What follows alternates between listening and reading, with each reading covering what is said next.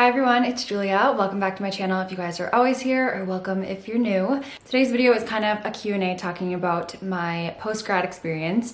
So if you guys are new here and you don't know who I am or what I went to school for, we'll give you guys a brief little rundown. So I went to a 21-month Associate in Applied Science program in Radiologic Technology. So that means I went to a community college or a tech school, whatever you want to call it. I went to Technical and Community College in East Grand Forks, Minnesota, and I graduated last May with an AAS in Radiologic Technology. In July, I took my ARRT registry exam and I became a registered radiologic technologist. If you're unfamiliar with what any of that means, I'm an X-ray tech. Currently, I started a new job, so I'm training to be a CT technologist, and then eventually I'll start my training for MRI, which I've kind of been doing, but I've been focusing on CT first, but I've been doing both at my current position. One of my subscribers asked for me to do kind of like an update experience video talking about all of that, so I thought I would ask you guys to submit some questions so I could talk about all different topics, because I know adulting is hard and figuring out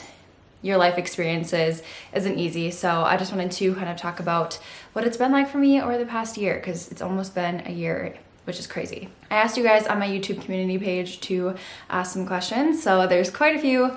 This might be a little bit all over the place related to work, graduation, finding jobs, finding an apartment, just saving money in general. There's a lot of topics that you guys asked about, so let's get into it.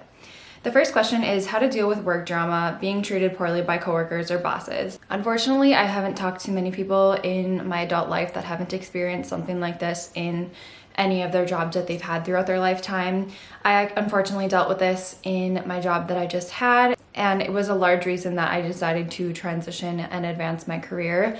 I was very over the whole gaslighting scenario, because that is something that is very prevalent in the adult world and in the workforce, if you want to call it that. Make a good friendship out of your coworkers that you get along with really well. I had 3 coworkers that meant a lot to me at my old job, and I still keep in touch with them. And I think having good relationships with certain coworkers makes for those bad days to be a little bit better, and it makes you look forward to seeing them the next day. But if you're being treated poorly, I think that is something that shouldn't be stood for. I would either go to your direct manager, or if it is your direct manager, I would go to their next manager ahead of them. So if it's something that is so serious that you need to take corrective action for it to be resolved, I definitely would.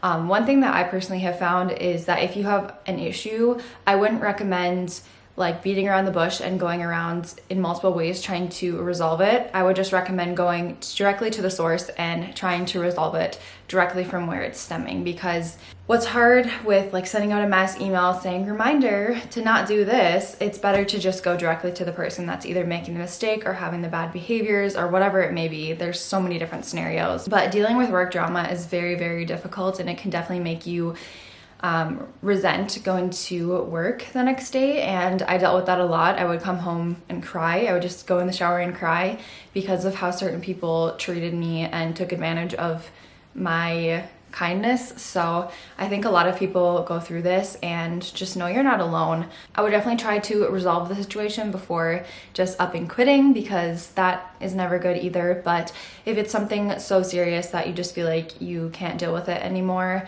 I would definitely recommend looking for new jobs because that's just not fair. How to avoid getting in a post-grad rut. I feel like no matter how much you enjoy what you do, you're always going to go through that, oh my god, I'm going to be doing this the rest of my life phase. I graduate in December, and even though I love what I'm going into, I'm still worried how I'm going to feel going to work every day, knowing I'll be doing that for the next X amount of years. I would say 9 out of 10 people probably go through this. It definitely depends on what your career is, but there are good days and bad days with any career. And I think when I started my full-time job, I definitely went through this, and I was definitely very overwhelmed. Like, wow, my life is going to be like this for the next 40 years. I think doing stuff at home after work and like having things to look forward to after your day of work or on your weekends or the days that you have off definitely helps you to not feel so like overwhelmed by a 40-hour work week, or even more than 40 hours. I know a lot of people put in a lot of overtime in their jobs, so I definitely think like having extra hobbies really helped me. For myself, like doing YouTube and podcasting, having my scrunchie business way back when, or even finding like new recipes to try out, or taking your dog for a walk or something like that really helps. Next question, is if you applied to jobs immediately, or if I'm planning to do more schooling / master's in profession. If you guys are unfamiliar with what my schooling was, like I mentioned, I went to a tech school, which was a 2-year program. It was a little bit shy of 2 years. It was 21 months straight. So after that, I took my registry exam and I was working full-time that whole time. In my second year of my x-ray program, I had a student job as an x-ray tech, so I had a lot of extra hands-on experience, and I was able to keep working with that company, but I decided that I wanted to work for a clinic instead. So that's when I started my new clinic job. Last May I started there, so I literally started 2 days after I graduated. Like, I graduated on a Thursday and I started the next Monday, still working at my old job. So I had a lot of hours there and it was a little overwhelming, but yeah, I started work right away. And if I can recommend anything, it's to take advantage, if you are allowed to have a break after you graduate into like starting your new position, I would recommend taking at least a week off, because you kind of need that mental reset after being in school for so long and having so much homework and studying for tests and everything.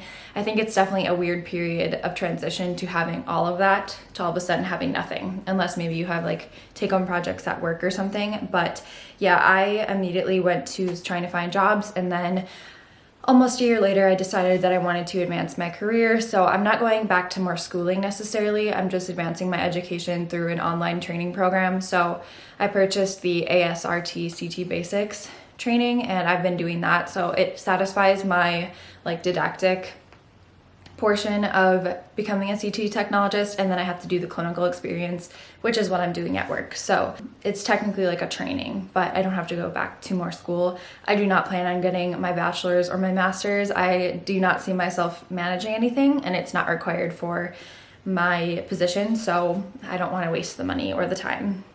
But if it's necessary for you, of course, take that into account. Don't just do something because I said it. When did you start applying for jobs? Well, like I said, I already had my job while I was in school as a student tech, so I really didn't need to apply for jobs because I was already hired there. But the other clinic position that I left the hospital to work at, the clinic was at a college campus clinic, so I was the x-ray tech for the campus clinic, and I also did lab stuff. But I applied for that in April last year, so right before I graduated. I think a couple months before you graduate is the perfect window to start applying. Of course, it's going to be different for every single person, but in my experience, that's what worked well for me. Did you give yourself a break, or did you go straight to looking for a job? Like I said, I went straight into working like 3 days after I graduated, so I definitely would recommend taking a break though, because it's really good for your mental sanity. Deciding to stay in state versus moving out of state after school, I just didn't feel comfortable moving in the middle of a pandemic to a state with no one that I knew. I just wasn't comfortable with that, but if you're open to it, definitely look into it. Why I decided to move in with my boyfriend versus living by yourself. He was in the middle of moving and I was ready to move, so we just thought it would be perfect to move in together and save a little bit of money. And then, where do you see yourself living in the next couple of years? I don't really know. It's kind of all up in the air, and I'm just not 100% sure. I would definitely like to move out of state, maybe to like Colorado or something, but I don't know. It's all entirely up to how quickly I get trained into CT and MRI, get registered, things like that. So I'm not sure. Stick around and find out. How has your anxiety been as a working professional versus as a student? I have suffered with anxious feelings my entire life, and it was something that I finally felt like I needed medical help with. Of course, I am not giving out medical advice or anything, but I would recommend speaking to your provider or your doctor into what is best for you. Some people can manage their anxiety with exercise or meditation or just various healthy ways of coping with that, but I did not have any success with that. So my provider decided to put me on anxiety medication, and I'm very open about this over on my podcast particularly. But yeah, I've been on anxiety medication for probably 6 months, and I feel like a whole different person in the best way possible. I feel a lot more outgoing. I feel a lot more confident.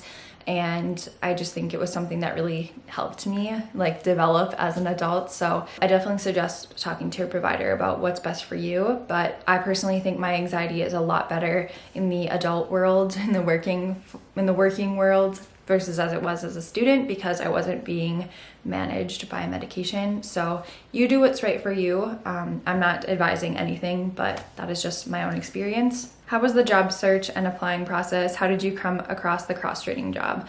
So something about the world of radiography is to use your resources as you can. So the people you meet, you will gain some insight into different jobs, different careers.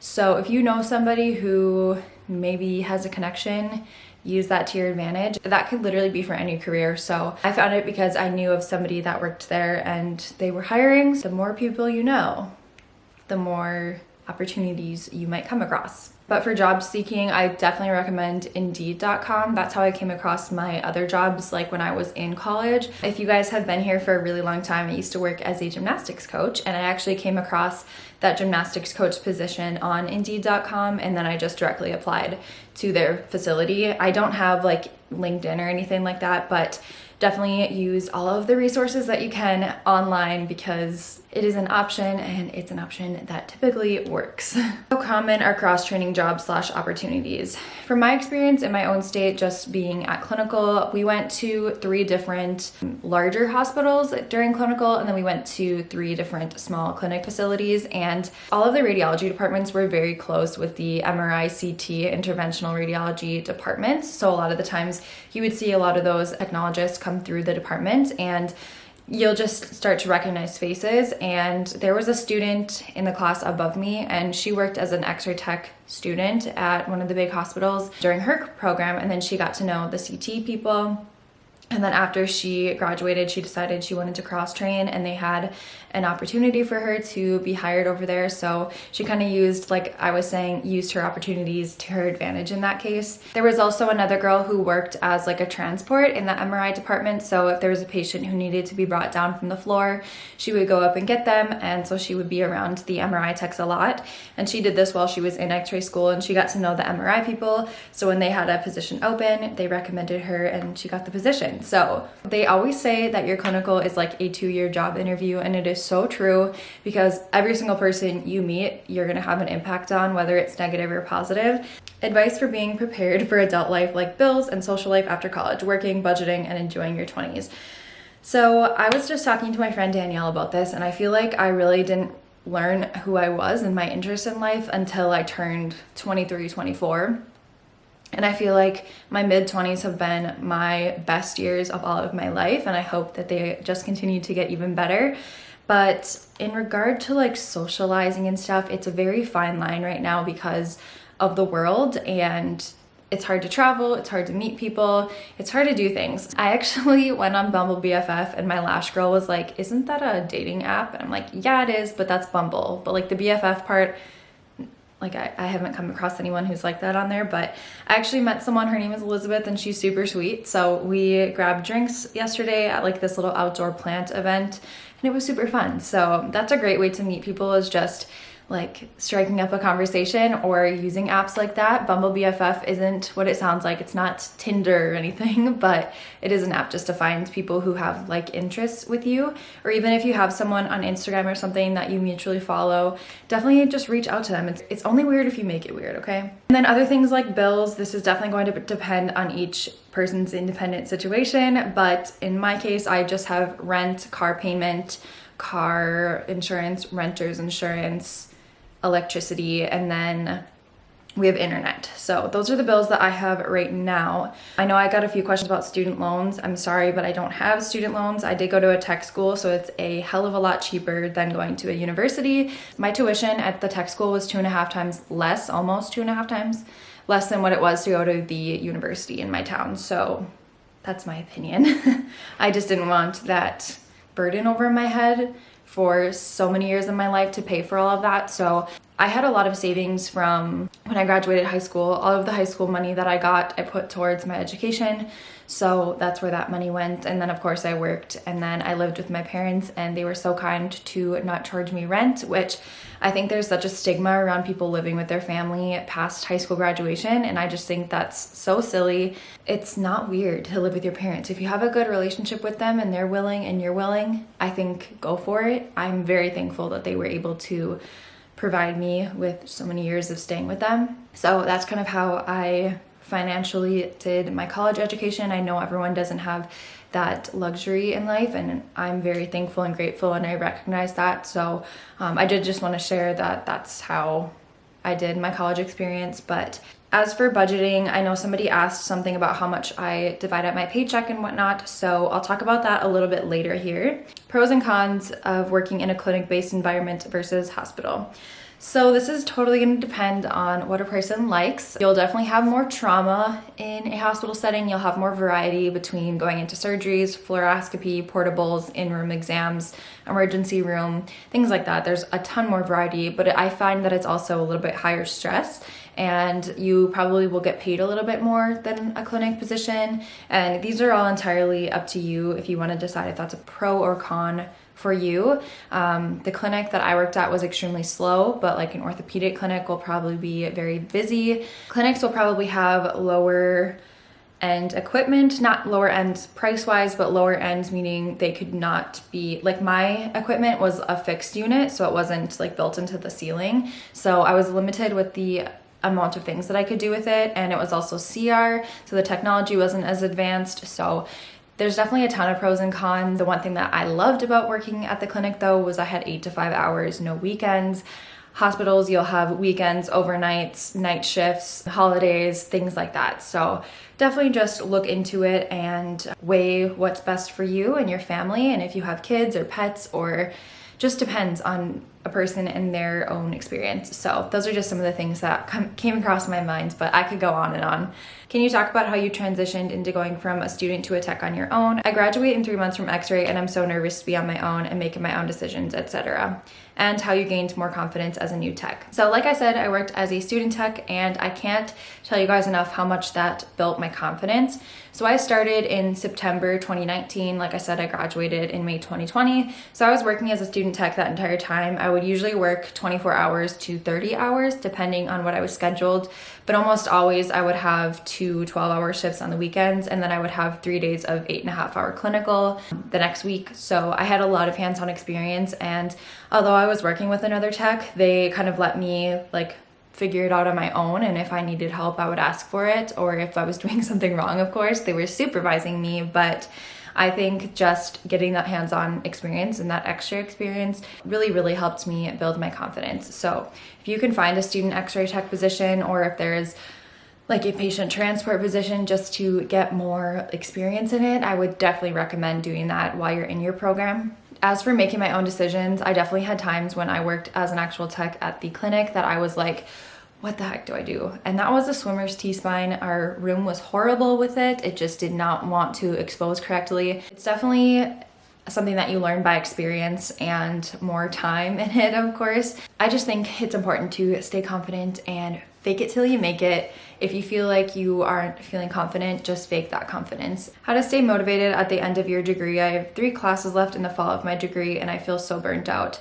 Honestly, that semester will fly by, and I know it's hard to imagine what those 3 months are going to feel like, or a little bit over 3 months, but it goes by so quickly. And just know that there's light at the end of the tunnel, and try to stay as motivated as you can. Give yourself those R&R days as much as you can.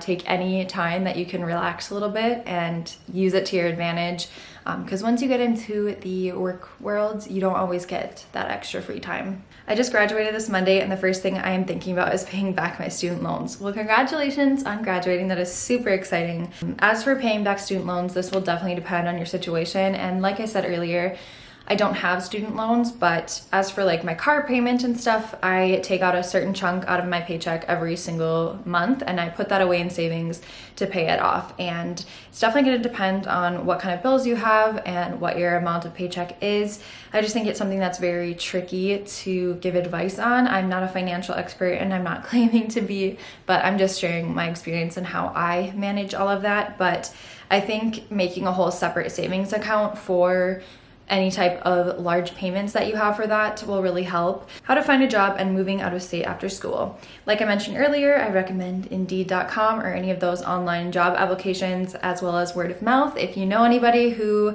is offering jobs, so like any of your clinical sites and things like that. And then I didn't move out of state after school, so I don't have any advice on that. maybe someone can answer your question in the comments if they have any advice on moving out of state after school. Tips for job interviews. I was actually thinking of doing a whole video like this. I would definitely recommend researching questions and practicing.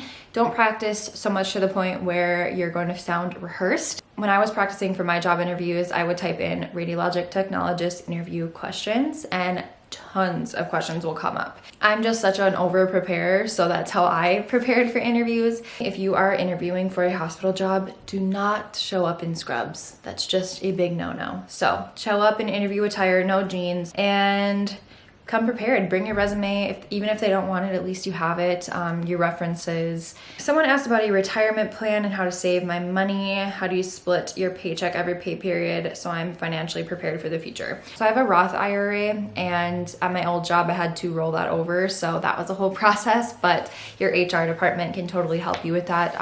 Our HR gal is super helpful, so I actually just had to deal with that last week. So I transitioned that over. They also do investments for you, so I did the age-based investments, so they figure it out all for me.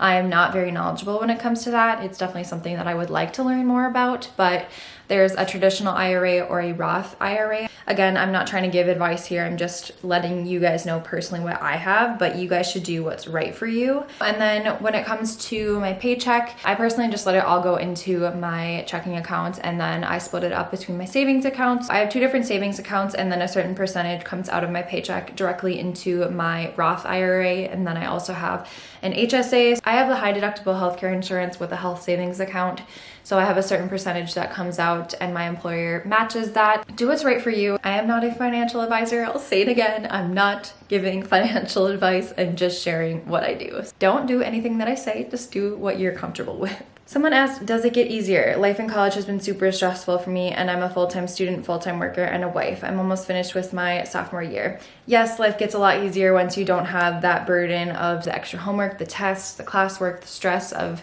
making it to class and work. And it, like you said, being a wife, I'm not a wife, but I can imagine it would be stressful to even be like a parent. In my opinion, life definitely got easier for me once I was done. How to find an apartment and how to save money. So I talked a little bit about saving money and how I kind of divide my paycheck up. Again, gonna be different for every single person, but in regards to finding an apartment, I used apartments.com. You can filter it by how many rooms you want, your min rent, your max rent, all of that kind of stuff. So that's my recommendation. How to choose retirement plans, saving for them, what benefits you look for. So personally, I looked for health insurance and a health insurance plan that also included dental and eye, because my previous employer did not. I had to pay for dental and eye out of pocket, although my healthcare was free, and the free part is a little bit deceiving. It is so confusing, like I said, and also there are family plans, there are single plans, there can be single with a dependent plans. It's so confusing, and certain healthcare plans offer all of them and some do not. So 100% I recommend talking to HR about all of that. Is it beneficial to work at a clinic/hospital while in the program to add more experience on your resume? Yes, if you can find a position directly in radiology, that is great. But if you can find even like a patient transport position or a phlebotomy job or just anything involved in the healthcare world, it's gonna help you out. The more experience, the better. People do look in depth at your resume. So we thankfully had a registry prep class our final semester of the program. Our instructor made us make a resume and a cover letter to get prepared for all of that. And we also had to make like a portfolio answering all of these questions, and just to kind of get us thinking about that post-grad mentality. But I personally was so thankful that she did that. Were you burnt out from the hospital once you graduated, or were you more interested in the hospital environment? I'm about to start my program next month, and I plan after graduation to work in a hospital setting, but I'm concerned I might get burnt out from clinical rotation. I was just ready for a change. I don't necessarily think I was burnt out. It's just something you get used to when you're in clinical. You're just used to being in the hospital. So I don't think you'll get burnt out necessarily. It's just kind of like a weird transition from being a student to all of a sudden looking for a job and then starting a job full-time or part-time, I guess, depending. But I definitely would not worry about being burnt out. Do you and Cole have split finances? Do you split all the bills 50-50? I have my own accounts, he has his own accounts, and His car is his car, my car is my car. A lot of the furniture in here is purchased by me, but I wanted it in here, so I don't make him pay for it. I'm crazy and I like decorations, but yeah, I don't really make him ever pay me back for any of the decor because a lot of it's just mine and being weird. So he doesn't pay for the decor or anything, but we do split groceries. So usually our grocery bill is around the same amount. He'll pay for one grocery trip, the next week I'll pay for it. So we'll just kind of go back and forth. Same thing with dinners, like I'll pay for a dinner, then he'll pay for a dinner. So we kind of just balance it out that way. And then I pay for electric and he pays for internet because he uses the internet basically 95% of the time. He needs like the highest plan because he works from home and has to have a high internet speed. So that is why he pays a little bit more for internet. I think it's like $25 more than I pay for the electricity. Is renting something you see as wasting money and you're dying to own a home, or you don't mind renting for now? So this is something that Cole and I see a little bit differently. I don't think that renting currently is a waste of my money because of the fact that I don't know if I want to stay here permanently, and I think owning a home right out of college is scary and purchasing a home is scary. Right now, I think it's a lot more manageable to fork out X amounts of money for my rent each month rather than be paying a lot more for a house payment. But in the next year or so, I want to kind of decide if I would like to either start looking for a house, start looking to build, or move elsewhere. So I personally don't see renting as a waste of money. However, Cole does see it as wasting money. He kind of calculated all of the money he spent on rent last year and he was very bothered by it.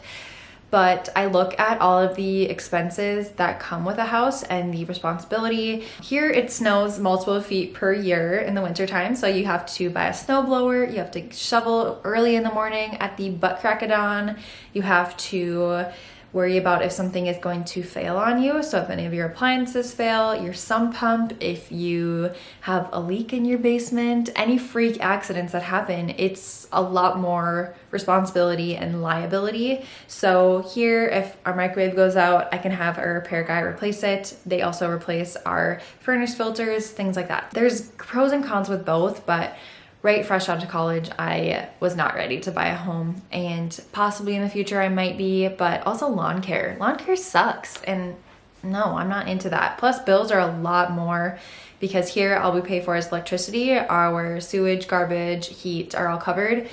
We just pay electric, and there you have to pay water, gas, heat. I'll let you guys know more as I cross that bridge.